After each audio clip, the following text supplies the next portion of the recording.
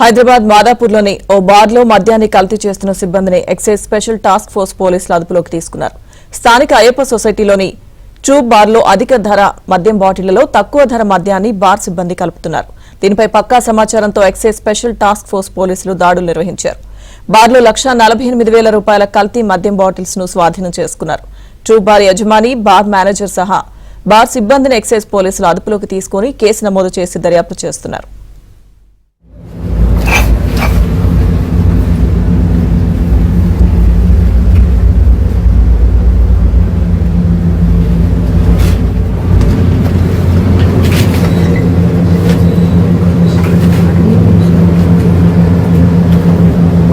रोज यही काम है, रोज यही काम।